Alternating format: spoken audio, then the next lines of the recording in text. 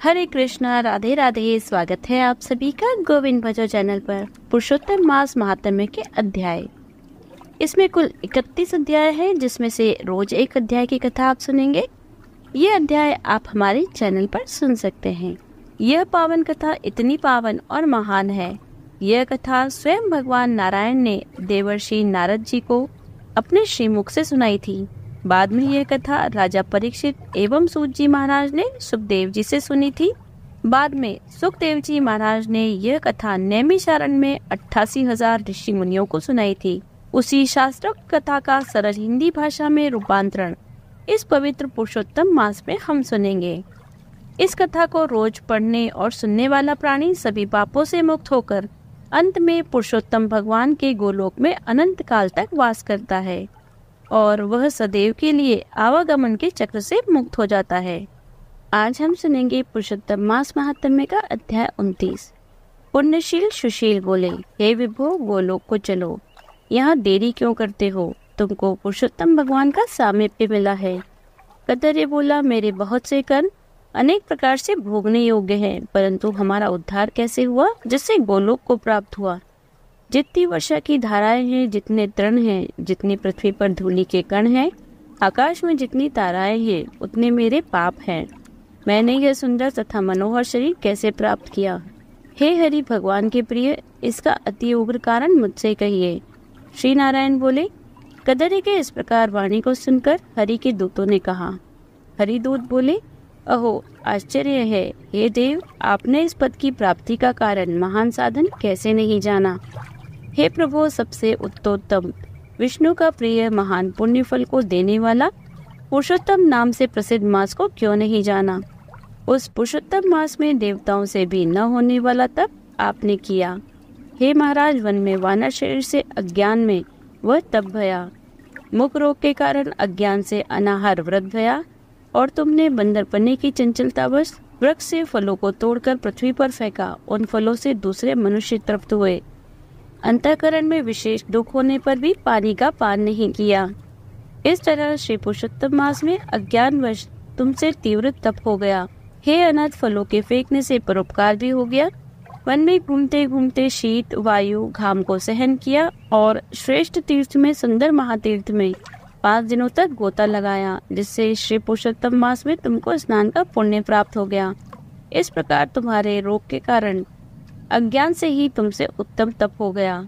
तो यह सब सफल भया और तुमने इस समय अनुभव किया जब बिना समझे पुरुषोत्तम मास के सेवन हो जाने से तुमको यह फल मिला। तो मनुष्य इस पुरुषोत्तम मास के उत्तम महात्म्य को जानकर श्रद्धा से विधि पूर्वक कर्म करे तो उसका क्या कहना है?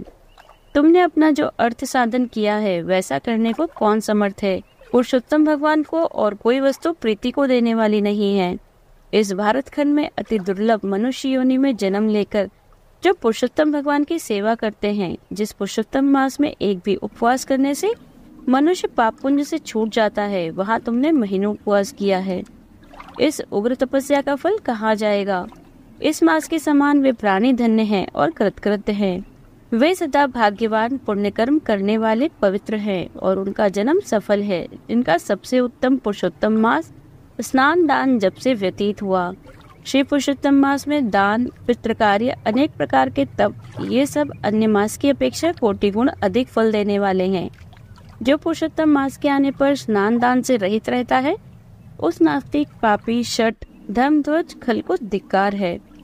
श्री नारायण बोले, पुण्यशील और सुशील से वर्णित अपने अदृश्य को सुनकर चकित होता हुआ कदर्य प्रसन्न और रोमांचित हो गया।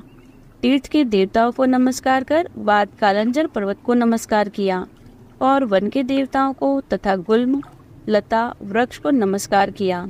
बाद विनय से युक्त हो विमान की प्रदक्षिणा कर मेघ के समान श्याम वर्ण सुंदर पीताम्बर को धारण कर वह कदर्य विमान पर सवार हो गया। संपूर्ण देवताओं के देखते हुए गंधर्व आदि से स्तुत और किन्नर आदि से बार बार बाजा बजाए जाने पर इंद्रादि देवताओं ने प्रसन्न होकर मंद पुष्प वृष्टि को करते हुए उसका आदर पूर्वक पूजन किया। फिर आनंद से युक्त योगियों को भी दुर्लभ गोप गोपिकाओं से सेवित रास मंडल से शोभित गोलोक को गया। जरा मृत्यु रहित जिस गोलोक में जाकर प्राणी शोक का भागी नहीं होता, उस गोलोक में यह चित्र शर्मा पुरुषोत्तम मास के सेवन से गया। व्यास से पुरुषोत्तम मास के सेवन से वानर शरीर छोड़कर 2 भुजाधारी मुरली हाथ में लिए पुरुषोत्तम भगवान को देखकर बहुत प्रसन्न हुआ। श्री नारायण बोले, इस आश्चर्य को देखकर समस्त देवता चकित हो गए और श्री पुरुषोत्तम मास की प्रशंसा करते हुए अपने अपने स्थान को चले गए। नारद मुनि बोले, हे तपोधन, आपने दिन के प्रथम भाग का कृत्य कहा। पुरुषोत्तम मास के दिन के पिछले भाग में होने वाले कृत्य को कैसे करना चाहिए? हे बोलने वालों में श्रेष्ठ, गृहस्थ के उपकार के लिए मुझसे कहिए, क्योंकि आपके समान महात्मा सदा सबके उपकार के लिए विचरण करते हैं। श्री नारायण बोले, प्रातः काल के कृत्य को विधि पूर्वक समाप्त कर बाद मध्याह्न में होने वाली संध्या को करके तर्पण को करे। देव, मनुष्य, पशु पक्षी, सिद्ध, यक्ष, शर्ष, दैत्य, प्रेत, पिशाच, नाग, यह सब जो अन्न की इच्छा करते हैं वे सब मेरे से दिए गए अन्न को ग्रहण करें। अतिथि प्राप्ति के लिए गो दोहने के समय तक द्वार का अवलोकन करे। यदि भाग्य से अतिथि मिल जाए तो बुद्धिमान प्रथम वाणी से सत्कार करके उस अतिथि का देवता के समान पूजन करे और यथाशक्ति अंजल से संतुष्ट करे। फिर विधि पूर्वक सब व्यंजन से युक्त सिद्ध अन्न से निकालकर भिक्षु और ब्रह्मचारी को भिक्षा देवे। सन्यासी और ब्रह्मचारी ये दोनों सिद्ध अन्न के मालिक हैं। इनको अन्न न देकर भोजन करने वाला चंद्रायन व्रत करे। प्रथम सन्यासी के हाथ पर जल देकर भिक्षा न देवे, वह भिक्षा मेरु पर्वत के समान और जल समुद्र के समान कहा गया है। सन्यासी को जो मनुष्य सत्कार करके भिक्षा देता है उसको गोदान के समान पुण्य होता है। इस बात को यमराज भगवान ने कहा है। फिर मौन होकर पूर्वमुख बैठकर शुद्ध और बड़े पात्र में अन्न को रखकर प्रशंसा करता हुआ भोजन करे। अपने आसन पर अपने बर्तन में एक वस्त्र से भोजन नहीं करे। स्वयं आसन पर बैठकर स्वस्थ चित्त प्रसन्न मन होकर जो मनुष्य अकेला ही अपने कांसे के पात्र में भोजन करता है तो उसके आयु, प्रज्ञा, यश और बल ये 4 बढ़ते हैं। दिन में सत्यम त्वर्तेन परिश्यामि, रात में ऋतम व सत्येन परिश्यामि। इस मंत्र से हाथ में जल लेकर निश्चय कर घृत व्यंजन युक्त अन्न का भोजन करे। भोजन में से कुछ अन्न लेकर इस प्रकार कहें, भूपते नमः प्रथम कहकर भुवन पते नमः कहें। भूतानाम पते नमः यह कहकर धर्मराज की बलि देवे। फिर चित्रगुप्त को देकर भूतों को देने के लिए कहें। जिस किसी जगह स्थित भूख प्यास से व्याकुल भूतों की तृप्ति के लिए यथासुख यह अक्षय अन्न होवे। प्राणाय, अपानाय, व्यानाय, उदानाय बाद समानाय कहें। प्रणव प्रथम उच्चारण कर अंत में स्वाहा पद जोड़कर घृत के साथ 5 ग्रास जीवा से प्रथम निगल जाए, दांतों से न दबाएं। फिर तन्मय होकर प्रथम मधुर भोजन करें। नमक के पदार्थ और खट्टा पदार्थ मध्य में, कड़वा तीखा भोजन अंत में खाएं। पुरुष प्रथम द्रव्य पदार्थ भोजन करे, मध्य में कठिन पदार्थ भोजन करे, अंत में पुनः पतला पदार्थ भोजन करे तो बल और आरोग्य से रहित नहीं होता। मुनि को 8 ग्रास भोजन के लिए कहा है। वानप्रस्थाश्रमी को 16 ग्रास भोजन के लिए कहा है। गृहस्थाश्रमी को 32 ग्रास भोजन कहा है और ब्रह्मचारी को अपरिमित ग्रास भोजन के लिए कहा है। द्विज को शास्त्र के विरुद्ध भक्ष्य भोजन आदि पदार्थों को नहीं खाना चाहिए। शुष्क और बासी पदार्थ को विद्वानों ने न खाने के योग्य बतलाया है। घृत, दूध को छोड़कर अन्य वस्तु सशेष भोजन करे। भोजन के बाद उस शेष को उंगलियों के अग्रभाग में रखकर अंजलि जल से पूर्ण करें। उसका आधा जल पी जाए और उंगलियों के ग्रास भाग में स्थित शेष को पृथ्वी में देकर ऊपर से अंजलि का शेष आधा जल विद्वान उसी जगह इस मंत्र को पढ़ता हुआ सींचन करे। ऐसा न करने से ब्राह्मण पाप का भागी होता है, फिर प्रायश्चित करने से शुद्ध हो जाता है। मंत्रार्थ, रौरव नरक में पीप के घड़े में पद अबूर्द वर्ष तक वास करने वाले तथा इच्छा करने वाले के लिए मेरा दिया हुआ यह जल अक्षय होता हुआ प्राप्त हो। मंत्र के जल से सींचन कर दांतों को शुद्ध करें। आचमन कर गीले हाथ से पात्र को कुछ हटाकर उस भोजन स्थान से उठकर बाहर बैठकर स्वस्थ होकर मिट्टी और जल से मुख हाथ को शुद्ध करें।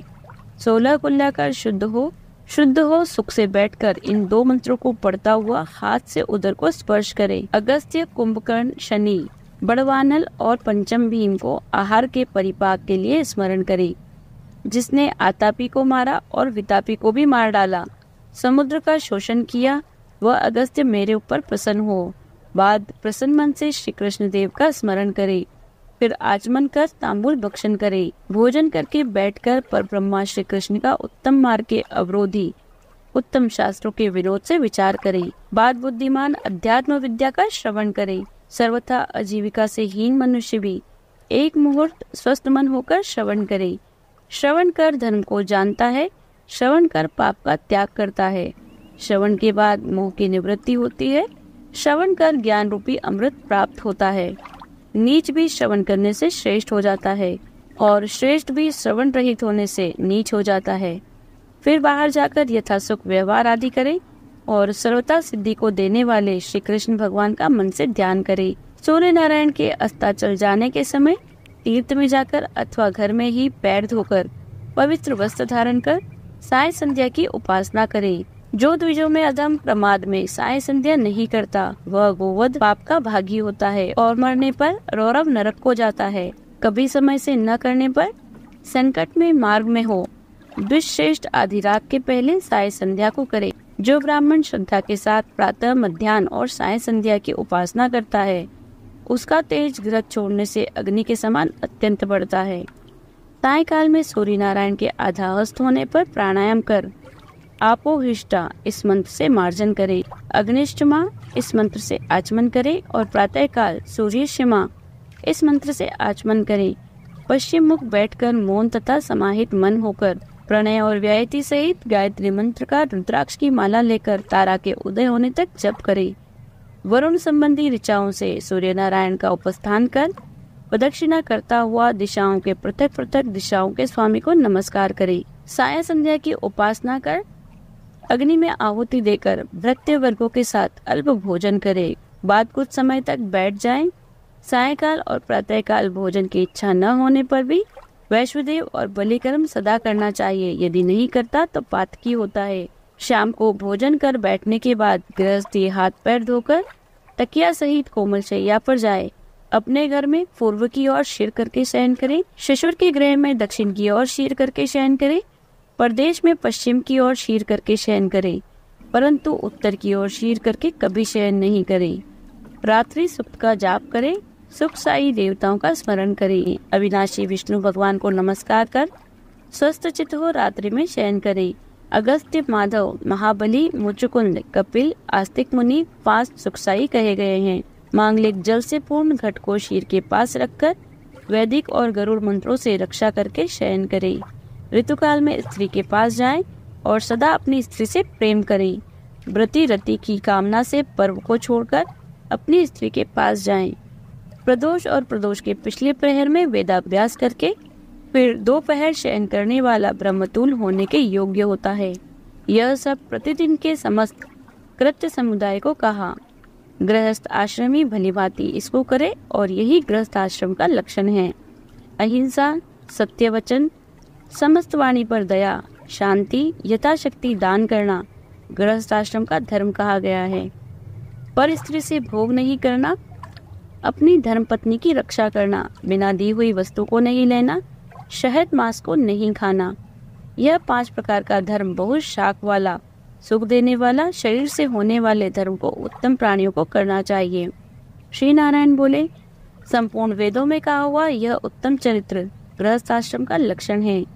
हे मुने, इसको लोक के हित के लिए संक्षेप में लक्षण के साथ आपसे मैंने अच्छी तरह कहा। यहाँ पुरुषोत्तम मास महात्म्य का अध्याय 29 समाप्त होता है। यदि आपको वीडियो अच्छी लगी हो तो लाइक कीजिए, ज़्यादा से ज़्यादा इसे शेयर कीजिए। यदि आप चैनल पर नए हैं तो चैनल को सब्सक्राइब कर लीजिए, बेल आइकन को प्रेस कर दीजिए, जिससे आने वाले नए वीडियोस की नोटिफिकेशन आपको तुरंत मिल जाए। यदि आपने पुरुषोत्तम मास महात्म्य के पिछले अध्याय को अब तक नहीं सुना तो डिस्क्रिप्शन में उनका लिंक दिया गया है, आप उन्हें सुन सकते हैं। मिलती हूँ आपसे अगले वीडियो में, तब तक बने रहिए गोविंद भजो चैनल पर। हरे कृष्ण, राधे राधे।